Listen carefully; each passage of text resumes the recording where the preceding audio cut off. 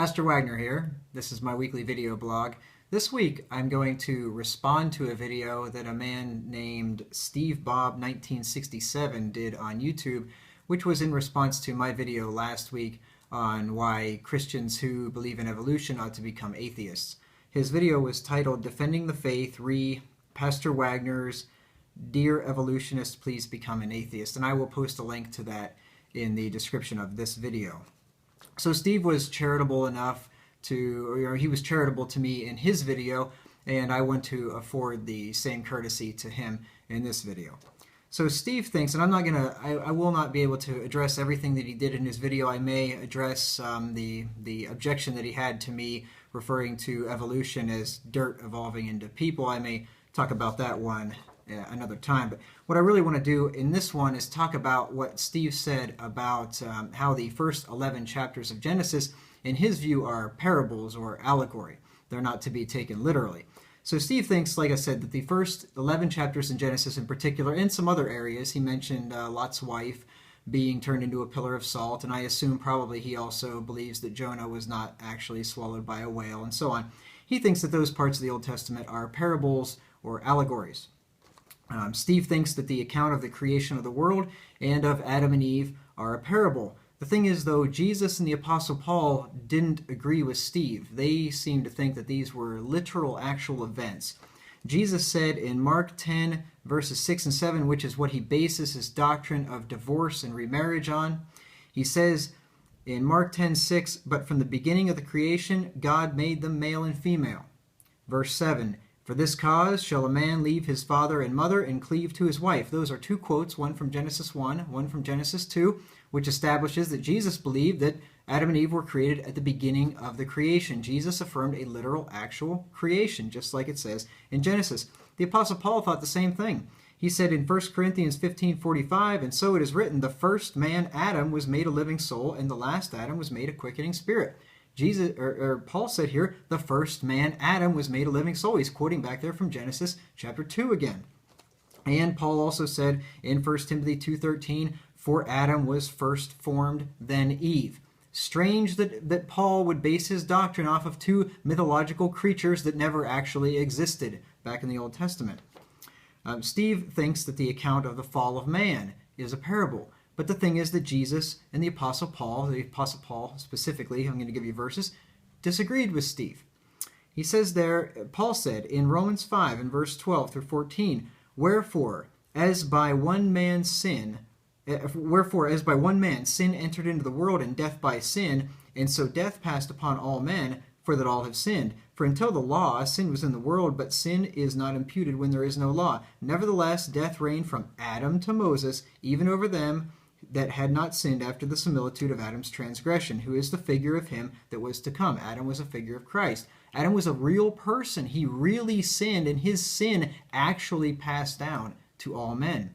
See, the thing is, if you go saying all this stuff in Genesis as an allegory, you have no basis to base the doctrine of salvation on. The doctrine that Christ is the second Adam that came to undo sin that the first Adam did. That Christ, by his obedience, made many righteous, and Adam, by his disobedience, made many sinners. You have nothing to base that doctrine off of. Paul said in 1 Corinthians 15 and verse 22, "For as in Adam all die, even so in Christ shall all be made alive." Funny to use a guy that never actually existed to show that the death principle came from Adam, that we all physically die in Adam, and that Christ will physically resurrect our bodies at the end of time. You can't have the one without the other. I don't know how you can. I don't know how somebody can go there and not take a literal view of Genesis. 1 Timothy 2:13 through 14. "For Adam was first formed, then Eve. And Adam was not deceived, but the woman being deceived was in the transgression." Paul thought that this literally happened, that Eve literally was deceived by the serpent. That's what he's talking about, Genesis chapter 3.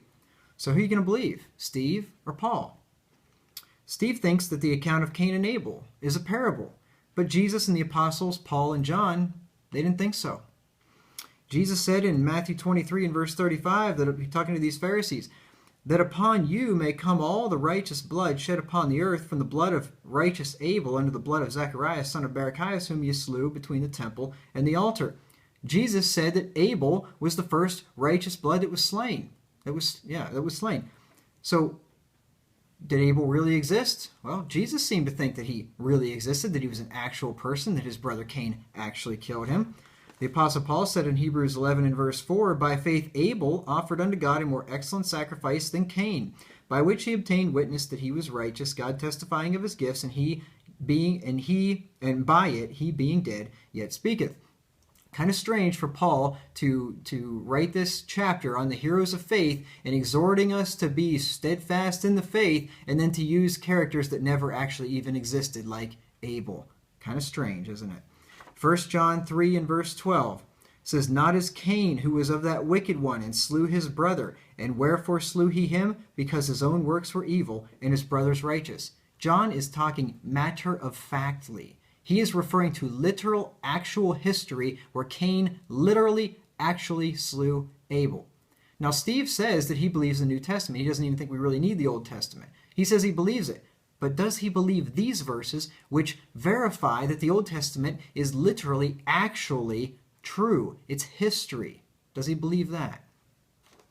Steve thinks that the account of Noah's Ark and the global flood is a parable. But, like these other ones, Jesus and the apostles, Paul and Peter, disagree with Steve. In Luke 17, in verse 26 through 27, it said, Jesus said, "And as it was in the days of Noah, so shall it also be in the days of the Son of Man. They did eat, they drank, they married wives, they were given in marriage, until the day that Noah entered into the ark, and the flood came and destroyed them all." Jesus literally said that the flood came and destroyed them all. He literally said there was an ark that Noah built, that Noah went in. And guess what? Jesus bases his second coming on the days of Noah. It's going to be the same way when the Son of Man returns. Now, if you say Noah never existed, if you say the ark never happened, the global flood never happened, guess what? You're going to have to deny that Christ is coming back the second time, because Jesus based his second coming on that literal, actual event. Hebrews 11 and verse 7 says, "By faith Noah, being warned of God of things not seen as yet, moved with fear, prepared an ark to the saving of his house, by the which he condemned the world and became heir of the righteousness which is by faith." Once again, Paul says he uses Noah as an example of a man of faith who built the ark faithfully. 1 Peter 3 and verse 20, "Which sometime were disobedient, when once the long-suffering of God waited in the days of Noah, while the ark was a-preparing, wherein few, that is, 8 souls, were saved by water." Peter believed that there were actually, literally, 8 real people that went inside a real ark and that were saved from a global flood that destroyed the world. Peter said in 2 Peter 2 in verse 5, "And spared not the old world, but saved Noah, the 8th person, a preacher of righteousness, bringing in the flood upon the world of the ungodly." Peter literally believed in a flood, and guess what? Peter bases his doctrine of the second coming of Christ, when he will come to destroy the earth and judge the wicked. He bases it off of the first destruction of the earth, the first judgment of the wicked in the days of Noah. 2 Peter 3 and verse 6, "Whereby the world that then was, being overflowed with water, perished." So who are you going to believe? You're going to believe Peter and Jesus and Paul? You're going to believe Steve? It's up to you. Steve thinks that the account of the destruction of Sodom and Gomorrah and the turning of Lot's wife into a pillar of salt is a parable. But Jesus and Jude didn't agree with Steve. They thought that Lot's wife actually was turned into a pillar of salt. They thought that Sodom and Gomorrah were actually destroyed by fire and brimstone falling from heaven. Jesus said in Luke 17, 28, 29, and 32, he said, "Likewise also, as it was in the days of Lot, they did eat, they drank, they bought, they sold, they planted, they builded. But the same day that Lot went out of Sodom, it rained fire and brimstone from heaven and destroyed them all." And Jesus says it's going to be the same way at his second coming. He bases his second coming on the destruction of Sodom and Gomorrah as a type of it. And in Luke 17:32, he says, "Remember Lot's wife." Funny that he would say, "Remember Lot's wife," who never actually existed, who never was actually turned into a pillar of salt. Why would he say that? Because he believed that Lot's wife actually was turned into a pillar of salt. He believed what Genesis says.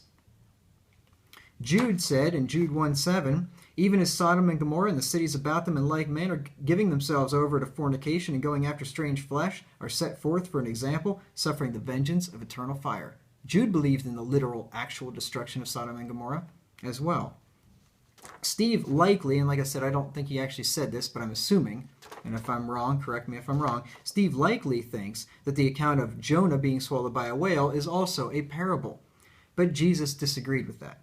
Jesus said in Matthew 12 and verse 40, "For as Jonas was 3 days and 3 nights in the whale's belly, so shall the Son of Man be 3 days and 3 nights in the heart of the earth." You see, when you chuck out the Old Testament, you say it's just parables, it's only figures, it's symbolic language or something like that, and these things didn't actually happen. What basis do you have to base Jesus' words on then, when he said that just as Jonah was 3 days and 3 nights in the whale's belly, he'd be 3 days and 3 nights in the heart of the earth? Now you've thrown out the resurrection of Christ as well. I mean, when you start messing around with the Old Testament, saying that it's allegory, now you invalidate the New Testament, which you claim to believe. So, with all these things, who are you going to believe? You going to believe Jesus and the apostles, or are you going to believe Steve? Thanks for listening, and I'll talk to you again next week, Lord willing.